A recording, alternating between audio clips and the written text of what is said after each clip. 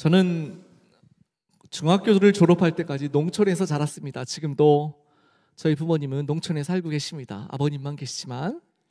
근데 제가 어렸을 때 보면 동네 어르신들이 돌아가시면 이제 집에서 장례를 치르면서 또 마지막 날은 상여를 메고 나갑니다.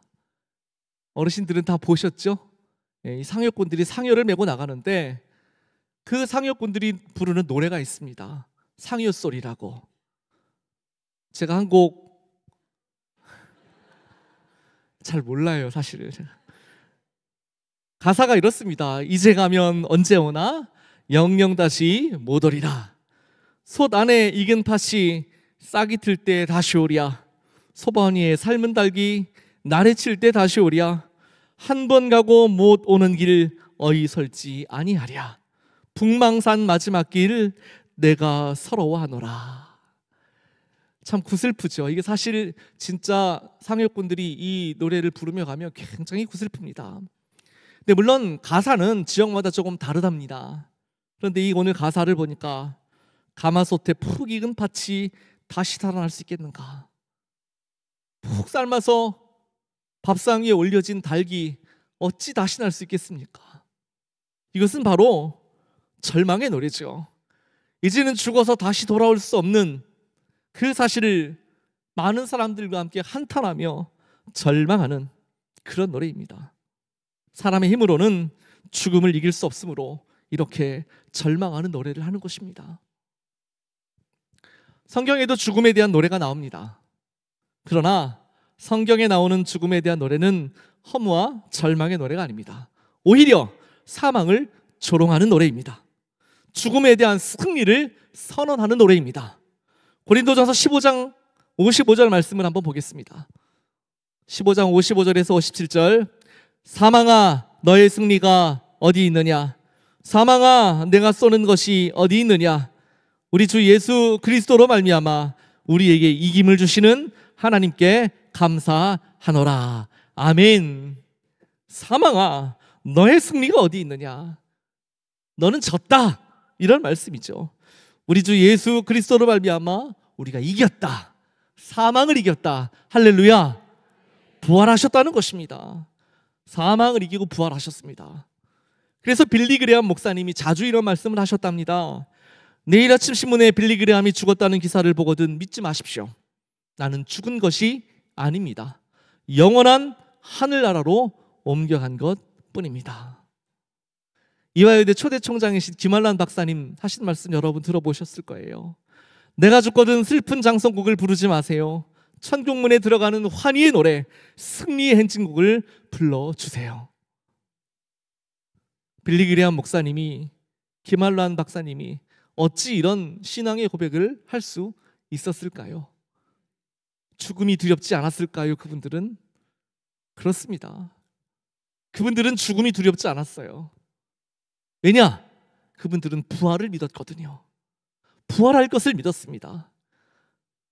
여러분, 부활이 없는 인생은 허무한 인생일 뿐입니다. 야고보 사도는 야고보서 4장 14절 말씀에서 부활이 없는 인생에 대해서 이렇게 말씀합니다. 내일 일을 너희가 알지 못하는도다. 너희 생명이 무엇이냐? 너희는 잠깐 보이다가 없어지는 안개니라. 아니, 부활이 없는 사람들은 이렇게 생각하고 살겠죠. 이렇게 잠깐 있다가 없어지는 안개와 같을 뿐인 그들의 인생. 시편 기자는 이렇게 말씀합니다. 시편 103편 15절 16절. 인생은 그날이 풀과 같으며 그 영화가 들의 꽃과 같도다. 그것은 바람이 지나가면 없어지나니 그 있던 자리도 다시 알지 못하거니와. 지나가면 끝이라는 것입니다. 있던 자리도 알 수 없을 만큼 부활이 없는 인생은 그와 같이 허무한 것입니다.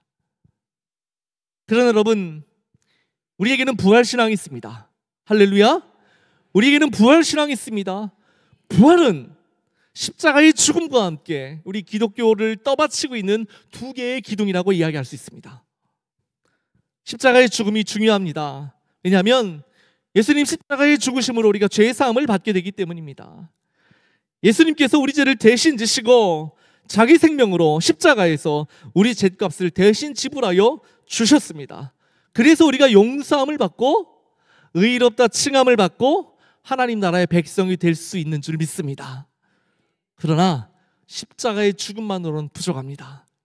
왜냐? 사망을 이겨야, 이 사망의 권세를 이겨야 우리가 하나님 나라에서 영원히 하나님과 보낼 수 있는 영생을 누릴 수 있기 때문입니다.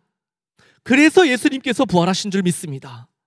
예수님이 부활하셔서 부활의 첫 열매가 되셨기 때문에 그 예수님의 죽으심과 부활을 믿는 자마다 영생을 받게 되는 줄 믿습니다. 우리는 이제 부활의 두 번째, 세 번째 열매가 될 수 있는 줄 믿으시기 바랍니다. 아직도 못 믿으시는 것 같아요.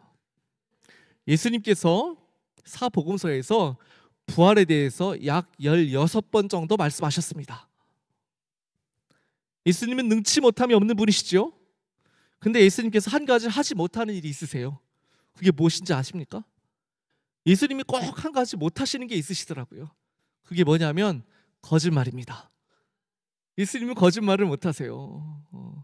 그런데 거짓말을 못하시는 예수님께서 부활한다 말씀하셨거든요.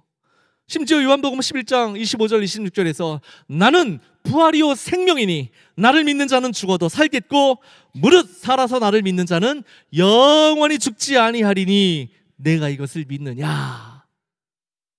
나는 부활이고 생명이다 말씀하셨습니다. 그런데 예수님은 이 말씀을 지키시기 위하여 부활하신 줄 믿습니다. 부활하셨습니다. 그런 예수님 거짓말 못하셨죠. 나는 부활이고 생명이라고 말씀하셨으니 그가 부활하신 것입니다. 그러나 부활에 대한 믿음이 없는 사람들은 예수님을 죽은 자 가운데 찾습니다. 죽음에 관한 이야기만 합니다. 오늘 우리가 읽어본 이 누가복음 24장에 보면 여인들이 예수님이 장사된 무덤을 찾아가죠. 마태복음에도 나오고 마가복음에도 나오는데 막달라 마리아와 그 밖에 몇 여인들이라고 우리가 볼 수 있습니다. 그런데 이 여인들이 무덤에 찾아간 이유는 무엇일까요? 죽으신 예수님의 몸에 향품을 바르기 위함이었습니다. 만약 이 여인들이 예수님 부활에 대한 믿음이, 그 말씀에 대한 믿음이 굳건히 있었다면 이 여인들이 무덤에 찾아갔겠습니까? 안 찾아갔을 거예요. 집에서 기다리면 되잖아요.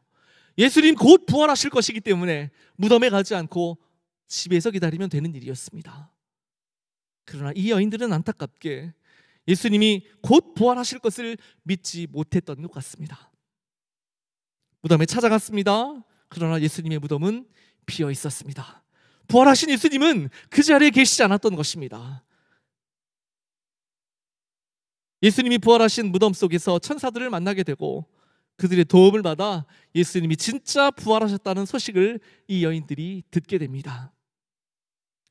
이 여인들이 무덤에 찾아갈 때는 두려움과 절망의 마음으로 찾아갔을 것입니다. 그러나 이 여인들이 예수님이 부활하셨다는 소식을 들은 이후에 이들은 슬픔이 기쁨으로, 절망이 희망으로 바뀌는 것을 경험할 수 있게 되는 줄 믿습니다. 예수님 부활하셨어. 예수님이 부활하셔서 무덤에 계시지 않습니다. 이들이 무덤으로 달려올 때는 절망의 발걸음이었지만 이들이 다시 사람들에게 달려갈 때는 소망과 희망의 발걸음으로 달려간 줄 믿습니다. 이게 바로 부활의 능력인 것입니다. 이 여인들에게 예수님이 부활하셨다는 소식을 들은 제자들도 있었습니다. 그런데 이 제자들 예수님이 부활하심을 믿지 못하고 엠마오로 내려갔습니다. 오늘 본문 11절 말씀에 보면 사도들은 그들의 말이 허탄한 듯이 들려 믿지 아니했다. 막달라 마리아와 여인들이 와서 사도들에게 증언합니다. 예수님이 계시지 않아요. 예수님이 말씀하신 대로 부활하신 것 같습니다. 그러나 제자들은 믿지 않았다는 것입니다. 그들은 예수 부활을 믿지 않고 엠마오로 내려갑니다. 그들이 내려가는 발걸음은 절망적인 발걸음이었을 것입니다. 내가 3년 동안 예수님을 따라다녔지만 결국 예수님 죽으셨구나. 이제 예수님 다시 볼 수 없겠구나. 부활에 대한 믿음과 소망이 없는 그들은 절망과 좌절 속에 엠마오로 가고 있었습니다. 그런데 예수님께서, 부활하신 예수님께서 그들을 찾아오셔서 만나 주셨습니다. 그제서야 그들의 마음속에는 부활하신 예수님에 대한 믿음이 생긴 줄 믿습니다. 엠마오로 갈 때는 절망적인 발걸음으로 간지 모르지만 그들이 엠마오에서 예루살렘으로 돌아갈 때는 희망의 발걸음으로 돌아간 줄 믿습니다. 부활이란 바로 그런 것입니다. 부활에 대한 믿음이 없을 때는 절망과 낙심과 좌절과 허무한 인생을 살아가는지 모르지만 부활에 대한 믿음이 생기게 되면 하나님 나라에 대한, 천국에 대한 영원한 소망을 갖게 될 수 있기 때문에 그때부터는 절망이 아니라 소망이 우리에게 생겨나게 되는 것입니다. 사랑하는 성도 여러분, 부활에 대한 믿음이 없으면 여전히 험한 인생을 살 수밖에 없습니다.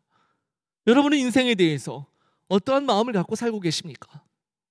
하루하루 여러분의 삶은 진정한 소망과 희망이 있습니까?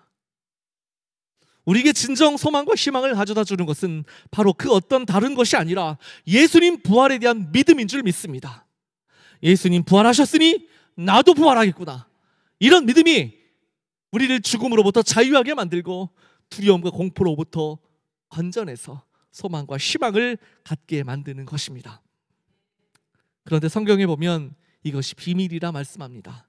고린도전서 15장 51절 말씀 볼까요? 보라, 내가 너희에게 비밀을 말하노니 우리가 다 잠잠할 것이 아니요 마지막 나팔에 순식간에 호련히 변화되리니 나팔 소리가 나매 죽은 자들이 썩지 아니할 것으로 다시 살아나고 우리도 변화되리라.